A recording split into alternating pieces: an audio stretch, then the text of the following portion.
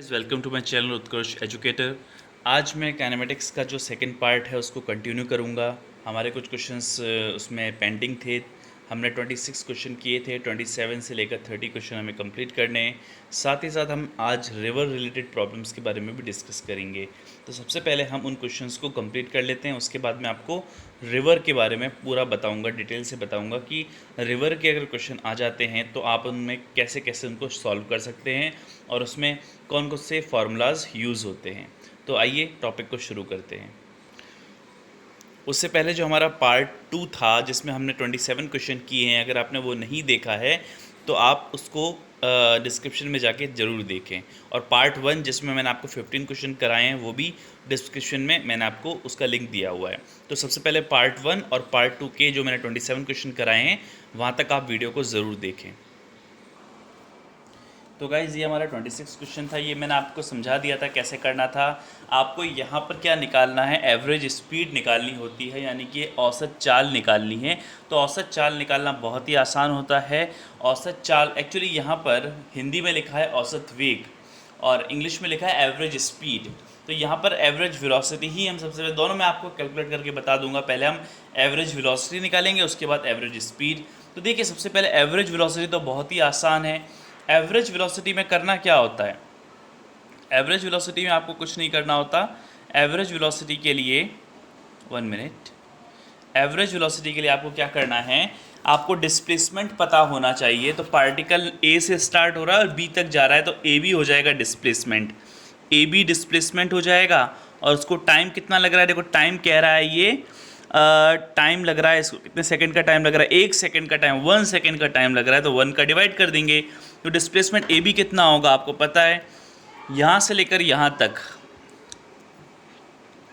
यहाँ से लेकर यहाँ तक तो 1 है और यहाँ से लेकर तक यहाँ तक भी 1 है। तो टोटल डिस्प्लेसमेंट ए बी 2 हो जाएगा।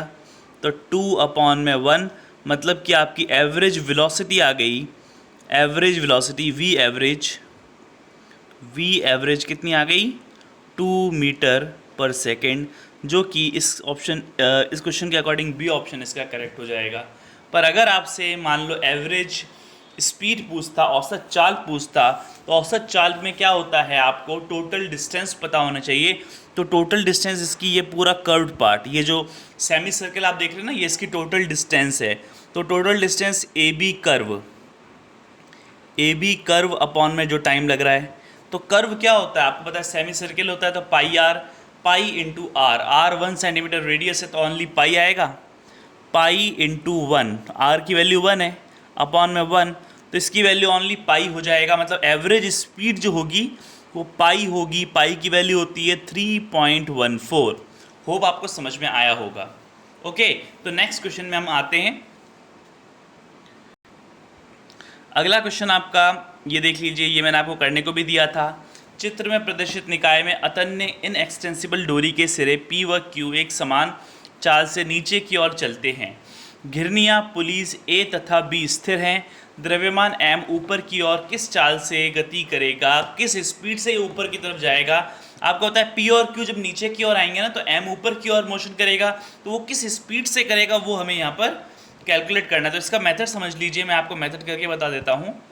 हम बोर्ड में आ जाते हैं। देखिए क्या है, ये 2 घिरनियाँ हैं, यहाँ पर ये 2 घिरनियाँ हैं, ठीक है, ये 2 पुलीस हैं।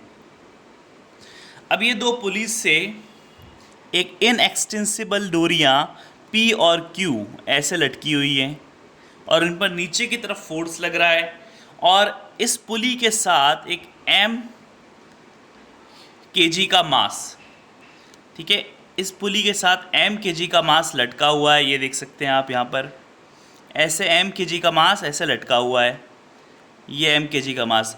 जब यहाँ पर इन पर नीचे की तरफ फोर्स लगेगा ना, ये P है और ये Q है, इस P और Q पर जब नीचे की तरफ फोर्स लगेगा, यहाँ पर फोर्स लगेगा, तो ये क्या जाएगी, ऊपर की तरफ जाएगा। तो किस स्पीड से ऊपर की तरफ जाएगा ये आपको निकालना है। हम ये मानेंगे इस डोरी की लेंथ L है, इस डोरी की लेंथ भी L है, और हम एक बार थोड़ा सा एक सिमेट्री बना लेंगे, एक ट्रायंगल टाइप बना लेंगे ताकि समझने में आसानी रहे। यहाँ पर एंगल हम थीटा मान लेंगे, ओके। और ये जो डिस्टेंस है ऊपर वाली, इसको मैं नाम दे दूंगा, इसको मैंने नाम दे दिया है ओ। ये ओ पॉइंट है, मैं थोड़ा सा अलग पेन से ब्लू ब्लैक से दे देता हूँ, ओ। ठीक है, ये पॉइंट ओ है और ये पॉइंट हो गया, इसको चलो अपन पी ही कह देते हैं। ठीक है, इसको पी ही कह देते हैं और इसको क्यू कह देते हैं। तो पी ओ कितना है हम सी मान लें और ओ क्यू कितना है सी मान लेते हैं। ठीक है, अब देखिए ध्यान से समझिएगा, अब क्या करना है आपको, सबसे पहले तो स्पीड निकालनी है। तो सबसे पहले इक्वेशन बना लेते हैं। इक्वेशन कैसे बनानी है उसका मैं तरीका आपको बता देता हूँ। आपको बस कुछ नहीं करना, पाइथागोरस थ्योरम लगानी है। आपको पता है ये 90 डिग्री का एंगल है, तो यहाँ पर पाइथागोरस थ्योरम लगाओ। ये एल है, तो एल का स्क्वायर किसके बराबर होगा, सी स्क्वायर प्लस ये वाली जो डिस्टेंस है इसको मैं नाम दे देता हूँ एम। इस पॉइंट को मैंने नाम दे दिया एम, और एम ओ कितना है, एल है, वाई मान लेता हूँ। एम ओ को मैं क्या मान लूँ, वाई मान लेता हूँ। ये वाला सी है, ये वाला वाई है और ये वाला एल है। इसका एक मैं सेपरेट डायग्राम बना देता हूँ। पहले हमने क्या क्या माना है देखिए, ये डायग्राम कुछ ऐसा बनेगा। ये डोरी है हमारी, ये एल है। ठीक है, सबसे पहले ये बेस बना लेते हैं, ये एल है आपका, ये वाई हो गया, इसको मैंने ओ नाम दिया, इसको मैंने एम नाम दिया, इसको मैंने पी नाम दिया, और ये सी है। तो एल स्क्वायर किसके बराबर होगा, Y square plus C square के। तो L square equals to Y square plus C square. अब इसका आपको डिफ्रेंसिएशन कर देना है। तो देखिए 2l डी एल अपॉन में डी टी, डिफ्रेंसिएशन मेरे ख्याल से आप सबको आता होगा। वाई स्क्वायर का क्या होगा, 2y D Y by D T, और सी स्क्वायर एक कांस्टेंट है तो उसका ज़ीरो होता है। अब आपको कुछ नहीं करना, आपको वेलोसिटी निकालनी है। तो वेलोसिटी ऑफ m क्या होगा, देखिए जब भी m ऊपर की तरफ जाएगा ना, तो ये l डिस्टेंस कहाँ ट्रैवल करेगी, l डिस्टेंस तो ट्रैवल करेगी, है ना। आपको पता है ये जो डिस्टेंस है l डिस्टेंस, ये कम होती जाएगी, क्योंकि जब m ये p और q नीचे की तरफ आ रहे हैं तो ये डिस्टेंस जो l डिस्टेंस आप देख रहे हैं ना, ये कम होती जाएगी, ये डिक्रीज होती जाएगी। तो l डिस्टेंस t टाइम में ट्रैवल करेगी, तो dl by D T speed होगी उस रस्सी की, और वही किसकी स्पीड होगी, m द्रव्यमान की। क्योंकि p और q को आप नीचे खींचोगे, आप खींच के देखिए, p और q को नीचे की तरफ खींचो तो m ऊपर की तरफ जाएगा। जब m ऊपर की तरफ जाएगा तो ये l आपको नजर आ रहा है ना, l जो है वो कम हो जाएगा, मतलब l आपका ऊपर की तरफ चला जाएगा पूरा का पूरा, क्योंकि p और q कहाँ चले जाएंगे, नीचे की तरफ चले जाएंगे। तो आपको पता है जब m ऊपर की तरफ जाएगा तो वो l डिस्टेंस को पूरा का पूरा कवर करेगा t टाइम में। तो जो m की वेलोसिटी होगी वो dl अपॉन में dt होगी, ये हमें पता है। तो dl बाई dt क्या है, वेलोसिटी ऑफ m। 2l ये vm है, m मास की वेलोसिटी, 2y। अब dy बाई dt क्या है, dy अपॉन में dt। अब ध्यान से देखिएगा यहाँ पर, सॉरी एक मिनट, यहाँ पर अपन को ध्यान रखना है।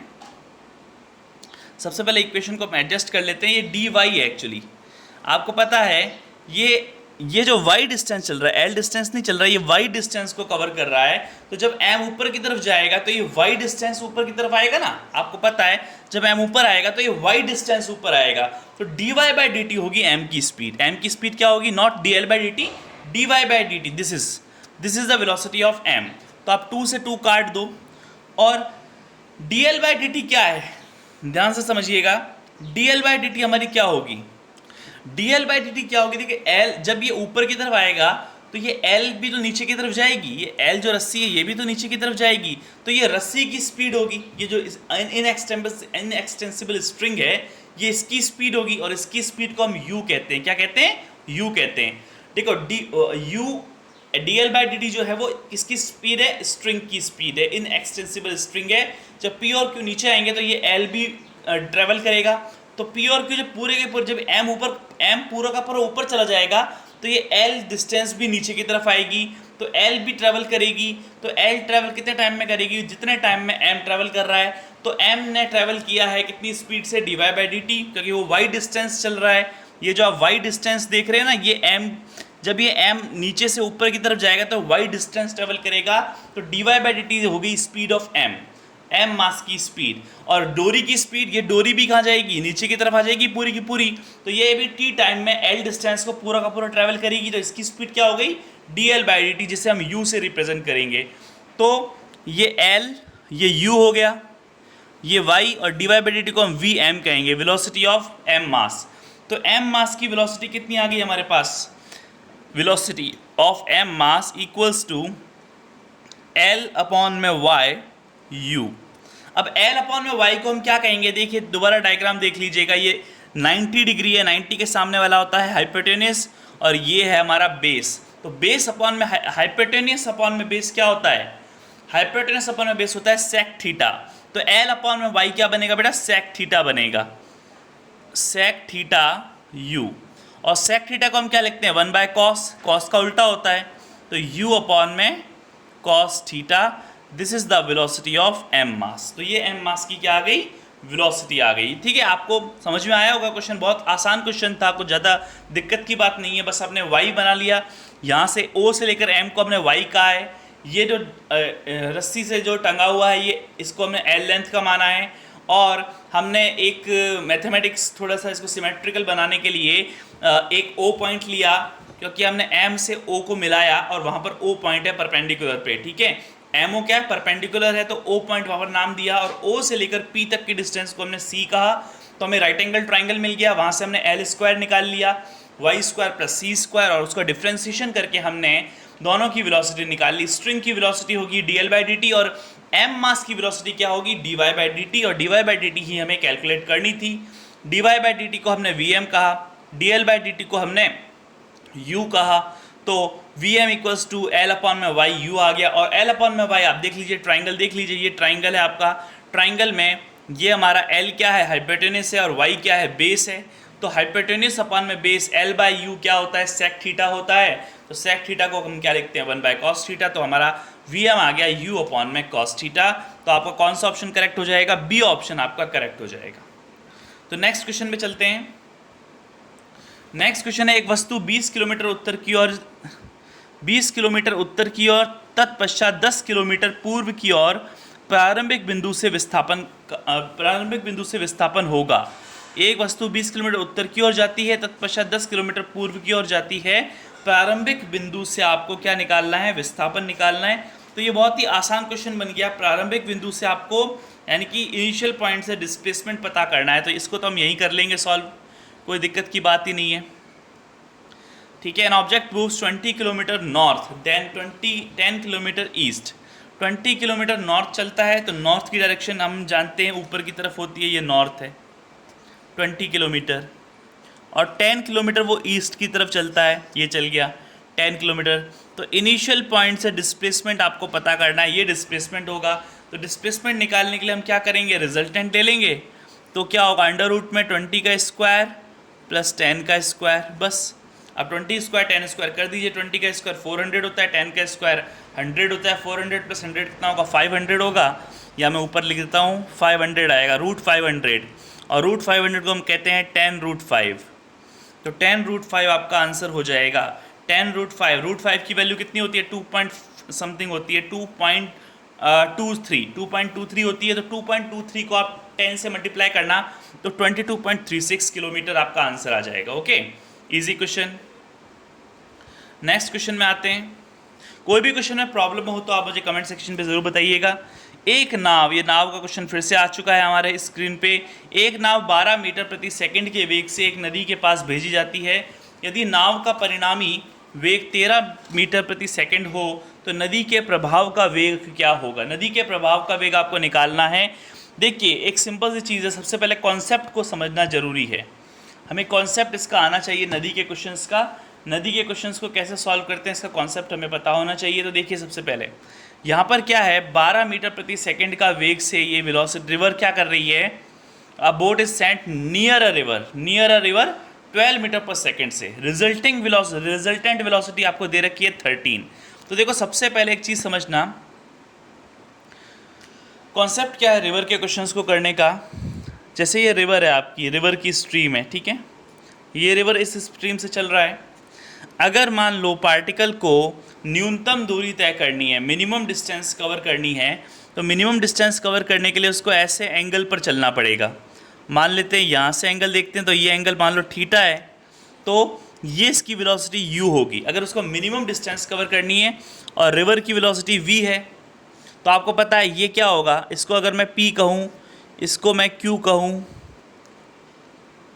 इसको मैं q कहूँ और इसको मैं r कहूँ, तो पी क्यू की वैल्यू क्या होगी आपको पता है, पाइथागोरस थ्योरम लगानी है। अंडर रूट में यू स्क्वायर में से वी स्क्वायर को माइनस कर देना है। तो पी क्यू की वैल्यू कितनी आएगी, पी क्यू इक्वल्स टू आएगा U square minus V square. P Q equals to क्या होगा, अंडर रूट में you square minus V square. अब आपको क्या करना है, ठीक है, थीटा की वैल्यू कहाँ से आएगी, sine theta equals to V by U होगा, आपको पता है परपेंडिकुलर अपॉन में हाइपोटेन्यूस होता है, और थीटा की वैल्यू आ जाएगी यहाँ से साइन इनवर्स वी अपॉन में यू। ठीक है, थीटा की वैल्यू यहाँ से निकालते हैं। ठीक है, और रिवर की जो चौड़ाई है उसको हम एच मान लेते हैं। रिवर की चौड़ाई क्या है, एच है। तो टाइम कितना लगेगा, टाइम टेकन, ठीक है, मिनिमम डिस्टेंस ट्रैवल करने में जो टाइम होता है एच अपॉन में यू कॉस थीटा, उसको परपेंडिकुलर चलना पड़ेगा ना।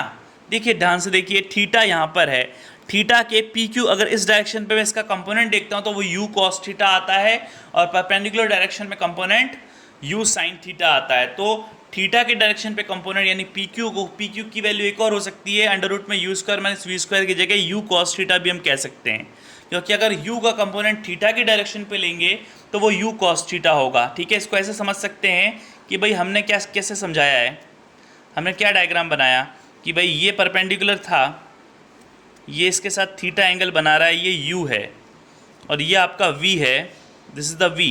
तो u का इस डायरेक्शन पे कंपोनेंट कौन सा होगा, u cos थीटा। तो और इसी को हमने पी क्यू, ये पी क्यू है ना हमारा, पी क्यू को हमने क्या कहा है, अंडर रूट में you square minus V square. तो यू कॉस थीटा का हो या अंडर रूट में you square minus V square, बात बराबर है।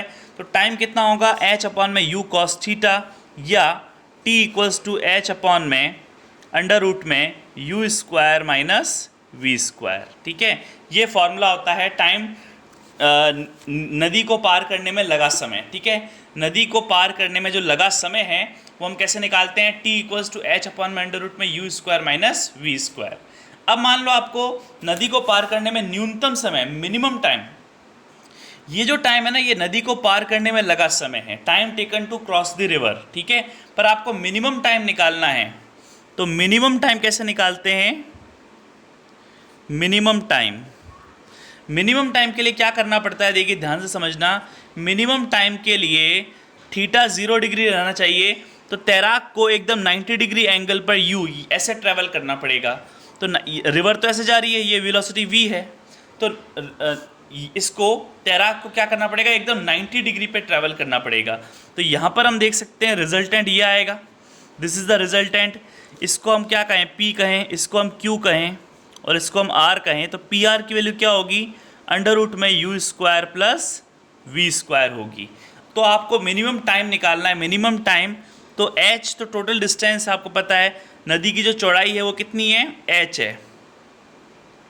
तो h में किसका डिवाइड कर देंगे, वेलोसिटी u का, तो टाइम आ जाएगा h अपॉन में u।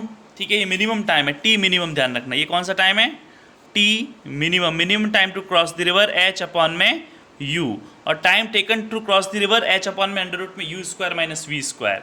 अब आपको मान लो मिनिमम डिस्टेंस निकालनी है, ठीक है, डी मिनिमम, डिस्टेंस मिनिमम निकालनी है। तो डिस्टेंस मिनिमम कैसे निकालेंगे, डिस्टेंस मिनिमम होती है पी आर, जो तिरछी डिस्टेंस होती है ना, ऐसे, ये ऐसे पी आर आप देख रहे हैं, ये पी आर है आपका। तो पी आर क्या है, मिनिमम डिस्टेंस है। तो पी आर मिनिमम डिस्टेंस का फॉर्मूला क्या होता है, distance equals to velocity multiply by time. तो वेलोसिटी कितनी है, एच वेलोसिटी अंडर रूट में you square minus V square. देख लीजिए, पी आर, पी से आर में कितनी वेलोसिटी आ रही है, अंडर रूट में you square minus V square, और उसको हम टाइम से मल्टीप्लाई कर देंगे। तो अंडर रूट में you square plus we square को किससे मल्टीप्लाई कर दो, एच अपॉन यू से। तो मिनिमम डिस्टेंस डी मिनिमम का फॉर्मूला क्या बन गया, डी मिनिमम। नदी को पार करने में जो न्यूनतम दूरी, नदी को पार करते समय तय की गई न्यूनतम दूरी कितनी है, एच अपॉन में यू अंडर रूट में you square plus we square. अगर आपसे टी मिनिमम पूछे तो एच अपॉन में यू, अगर आपको डी मिनिमम डिस्टेंस मिनिमम पूछे तो एच अपॉन में यू अंडर रूट में you square plus we square. अगर आपको नदी को पार करने में लगा समय निकालना है बस, तो एच अपॉन में अंडर रूट में you square minus V square. ये कॉन्सेप्ट है रिवर का। तो रिवर का पूरा कॉन्सेप्ट मैंने आपको समझा दिया। अब इस क्वेश्चन पे आते हैं। ये क्वेश्चन क्या कह रहा है कि भाई रिजल्टेंट दे रखी है 13 मीटर प्रति second, velocity of boat with respect to river is 13 और 12 है उसकी वेलोसिटी, बोट की वेलोसिटी। तो देखिए बोट की वेलोसिटी है, तो हम रिवर है हमारी, ठीक है, रिवर की वेलोसिटी आपको निकालनी है। तो रिवर की वेलोसिटी निकालना बहुत आसान है, कैसे निकालेंगे? तो देखिए, बोट की वेलोसिटी है 12, ये 12 है, बोट ऐसे चल रही है। रिजल्टेंट कैसे निकालते हैं? रिवर ऐसे चल रही होगी वी आर, रिवर की हम क्या मान लें? वी आर मान लेते हैं, ठीक है। रिवर की वेलोसिटी को हम क्या मान लें? वी आर मान लें। और रिजल्टेंट यही होगा ना, रिजल्टेंट ये वाला होगा, देखिए ये रिजल्टेंट है। तो रिजल्टेंट कितनी दे रखी है? 13 दे रखी है। अब रिजल्टेंट निकालते कैसे आपको पता है, अंडर रूट में you square plus we square ही क्या होता है? पी आर होता है। ये रिजल्टेंट होता है, आपको पता है पी आर, ये हमारा पी होता है, ये हमारा क्यू होता है, और ये हमारा आर होता है। तो पी आर रिजल्टेंट होता है अंडर रूट में you square plus we square. U आपको दे दिया है कितना? 12, 12 का स्क्वायर। वी आपको निकालना है बस, और पी आर दे रखा है 13, इसकी वैल्यू 13 दे दी है। तो अब स्क्वायर दोनों तरफ स्क्वायर ले लो, तो 144 plus we square equals to 169। अब 169 में से 144 को माइनस करेंगे तो 25 आएगा, और 25 का जब रूट ले लेंगे तो 5 आ जाएगा। 5 metre per second is the velocity of the river. तो कौन सी वेलोसिटी हो गई? 5 metre per second. C option is the correct option. Next question है, a swimmer crosses the river at an initial velocity of 12 meter per second in a direction perpendicular to its flow. If the effective velocity of the river is 5 meter per second and the width of the river is 20 meter, then find the distance traveled by the swimmer. एक तैराक 12 metre प्रति second के प्रारंभिक वेग से नदी को उसके प्रवाह के लंबवत दिशा में पार करता है। यदि नदी का प्रभावी वेग 5 मीटर प्रति सेकंड हो तथा नदी की चौड़ाई 20 मीटर प्रति सेकंड हो, तो तैराक द्वारा तय की गई दूरी आपको ज्ञात करनी है। तो तैराक ने कितनी दूरी तय की? तो ये न्यूनतम दूरी की बात कर रहा है। देखिए, तैराक जो है लंबवत दिशा में चलता है ना, मैंने आपको बताया है कि न्यूनतम दूरी तय करने के लिए, न्यूनतम दूरी मिनिमम डिस्टेंस ट्रेवल करने के लिए तैराक को, स्विमर को 90 डिग्री के एंगल पर चलना पड़ेगा। तो 90 डिग्री के एंगल पर चलते समय, अभी मैंने आपको समझाया था, पीछे मैं करता हूँ, आपको बताता हूँ, इसको समझाता हूँ आपको अच्छी तरह से। 1 मिनट। यस, मैंने आपको बताया था ये न्यूनतम डिस्टेंस है। देखिए, मिनिमम डिस्टेंस का मैंने आपको फॉर्मूला क्या बताया था? डी मिनिमम क्या था? एच अपॉन में यू अंडर रूट में you square plus we square. मैंने आपको बताया था एकदम 90 डिग्री पे चलना पड़ेगा। जब भी डिस्टेंस मिनिमम ट्रेवल करनी है तो एकदम 90 डिग्री पे चलना पड़ता है, तब जाके डिस्टेंस कैसी होती है? मिनिमम होती है, जिसे हम पी आर कहते हैं। और पी आर का फॉर्मूला आपके सामने है, अंडर रूट में you square plus we square H upon में यू। टाइम मिनिमम होता है एच अपॉन में यू, उसको डिस्टेंस, उसको वेलोसिटी अंडर रूट में you square plus we square से हम मल्टीप्लाई कर देते हैं, ठीक है। तो इस तरह से हम निकाल लेते हैं। 1 मिनट। यस, तो अब देखिए, पी आर का फॉर्मूला आपको पता है। What is P R? P R is minimum velocity, sorry minimum distance travel by swimmer. तो पी आर होता है एच अपॉन में यू अंडर रूट में you square plus we square. आपको यहाँ एच अपॉन में यू की वैल्यू दे रखी है। देखिए, एच कितना दे रखा है? नदी की चौड़ाई कितनी है? एच होती है नदी की चौड़ाई 20 मीटर चौड़ी है, और उसमें एच अपॉन में यू, उसका जो प्रारंभिक वेग है तैराक का वो 12 मीटर प्रति सेकेंड है। तो यू कितना है? 12। तो 20 अपॉन में 12 अंडर रूट में 12 का स्क्वायर, यू की वैल्यू 12 है। और वेलोसिटी ऑफ रिवर कितनी है? वेलोसिटी ऑफ रिवर आपको दे रखी है 5 मीटर प्रति सेकेंड, नदी का प्रभावी वेग। तो 5 का स्क्वायर कर दो। अब इसको सॉल्व करना है बस आपको। तो देख लिए 20 और 12, इसको काट दो आप चाहो तो। 2 6 या 12, ये पूरा कट गया। चाहो तो 4 से काट दो, 4 3 या 4 5 या 20, जैसे भी आपको अच्छा लगे।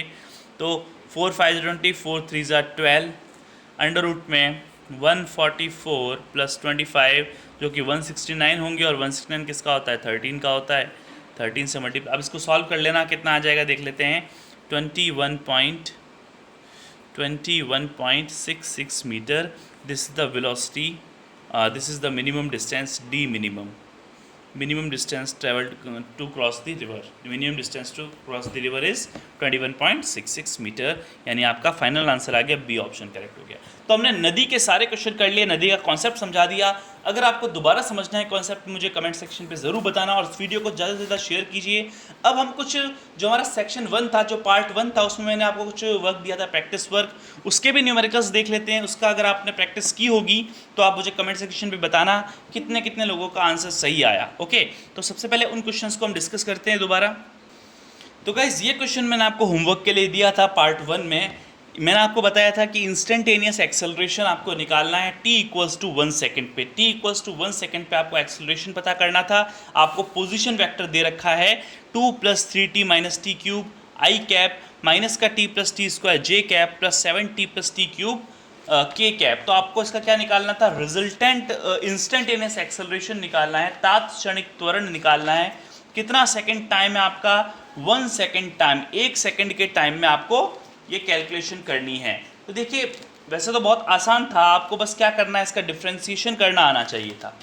डिफ्रेंसिएशन करना है ऑनली, और कुछ नहीं करना। डबल डिफ्रेंसिएशन मैंने आपको बताया था कि जब भी त्वरण निकालना होता है तो पोजीशन वेक्टर का 2 बार हम डिफ्रेंसिएशन कर देंगे। आर वेक्टर जो भी होता है ना आपका, आर वेक्टर आपको गिवन होता है, ये आपका पोजीशन वेक्टर होता है, स्थिति सदिश होता है। This is the position vector. इसका अगर आप 2 बार डिफ्रेंसिएशन करते हो डी स्क्वायर आर अपॉन में डी टी स्क्वायर, तो आपको एक्सेलरेशन मिल जाता है, ए वेक्टर मिल जाता है। तो हम इसका 2 बार डिफ्रेंसिएशन कर देंगे। इक्वेशन आपके सामने है, इक्वेशन हम दोबारा देख लेते हैं। क्या है, 2 + 3t - t cube R vector equals to 2 + 3t - t cube I cap plus next क्या है देख लेते हैं, -t + t square -t + t square जे कैप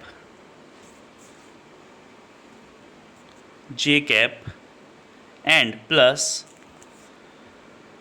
में क्या दे रखी है, 7t + t क्यूब के कैप, 7t + t क्यूब के कैप। ओके, इसको मैं थोड़ा सा बड़ा करके दिखा देता हूँ। ये इक्वेशन है आपकी। अब डिफ्रेंसिएशन करते हैं, डबल डिफ्रेंसिएशन मैं डायरेक्ट करूँगा, आपको बस समझना है कैसे कर रहा हूँ मैं।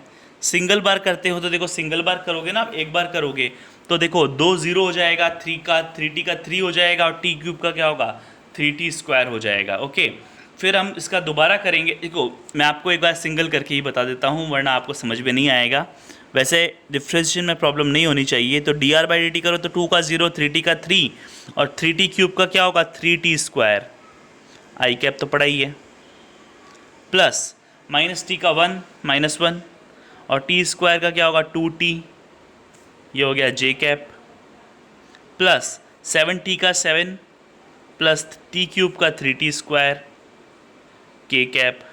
अब इसका आपको दोबारा से एक और बार डिफ्रेंसिएशन कर देना है। तो डी स्क्वायर आर अपॉन में डी टी स्क्वायर आपको करना है, डी स्क्वायर अपॉन में डी टी स्क्वायर आपको करना है। तो देखो 3 का 0 -3t का क्या होगा, 3t स्क्वायर का क्या होगा, 2 आगे आ जाएगा तो माइनस का 6t आई कैप, प्लस -1 का 0, 2t का 2 जे कैप, और 7 का कितना हो जाएगा, 7 का कितना हो जाएगा 0, 3t स्क्वायर, तो 2t स्क्वायर का स्क्वायर दोबारा 2 आगे आ जाएगा, 2 3 जा 6t के कैप। ये आपका फाइनल एक्सेलरेशन आ गया। तो एक्सेलरेशन कितना आ गया, ए वेक्टर आपका आ गया है माइनस का 6t i cap plus 2j cap plus 6t k cap. तो 6t यहाँ 2 बार आया है। तो t = 1 सेकेंड पे हमें चाहिए था, t = 1 सेकेंड। तो जहाँ जहाँ t है वहाँ 1 रख दो। तो 6t की जगह हम 1 रखेंगे तो माइनस का 6 आई कैप, प्लस यहाँ तो t है नहीं 2j कैप, प्लस 6 1 जा 6, यहाँ पर भी 1 रखेंगे तो 6 के कैप। तो 6 माइनस का 6 i cap plus 2j cap plus का 6 के कैप, ये आपका final acceleration vector a vector आ चुका है। माइनस का 6 i cap plus 2j cap plus 6 k cap, यानी कि आपका माइनस का 6 i cap plus 2j cap plus 6 k cap, यानी ऑप्शन नंबर बी मीटर/सेकंड², ऑप्शन नंबर बी आपका करेक्ट हो जाएगा। तो काइनेमेटिक्स की सीरीज़ आज हमारी खत्म हो गई, सुपर 30 सीरीज़, जिसमें हमने 30 मोस्ट इंपॉर्टेंट क्वेश्चंस देखे और कॉन्सेप्ट भी समझा। एयरफोर्स एक्स ग्रुप एग्जामिनेशन के पॉइंट ऑफ व्यू से टॉपिक बहुत ज़्यादा इंपॉर्टेंट था। तो इसकी जितने भी मैंने लेक्चर्स बनाए हैं, इसका मैं डिस्क्रिप्शन में मैं आपको इसकी वीडियो का लिंक दे दूंगा। सारे वीडियोस देखिएगा और उसकी प्रैक्टिस करिएगा।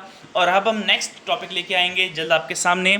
Air force x group super 30 series में हमारे साथ आप बने रहिए। Thanks for watching, have a nice day.